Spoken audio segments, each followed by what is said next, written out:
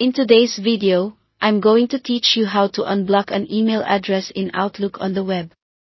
If messages you expect keep landing in junk or never show up, it may be because the sender or even their entire domain is on your block list. Outlook uses several layers of filtering, and the block list is the strictest one. Removing an address or domain from that list tells Outlook to stop automatically filtering those messages out. Start by signing into your Outlook.com account in a web browser. Any modern browser works.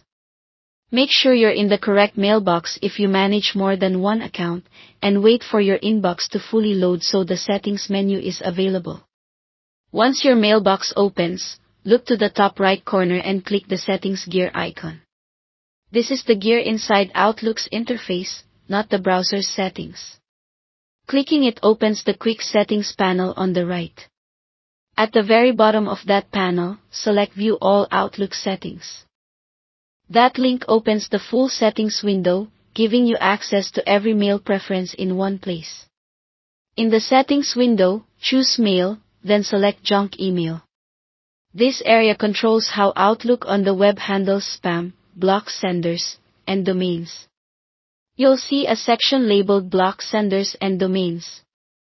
Items listed here are explicitly prevented from reaching your inbox, which is why messages from them don't arrive as expected. Find the email address or the domain you want to unblock. A domain entry blocks every address from that domain, while a single address entry targets just that sender. Scroll through the list until you see the entry you want to remove, then click the trash can icon next to it. That action doesn't delete any of your emails, it simply removes the block so future messages from that sender or domain can come through normally. If you click the wrong one accidentally, don't worry, nothing is final until you save. Before you leave, click the blue Save button at the bottom of the settings window to apply your changes. If you close the window without saving, the block will remain in place.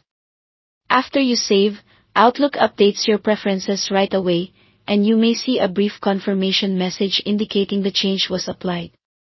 That's all there is to it. Thanks for watching.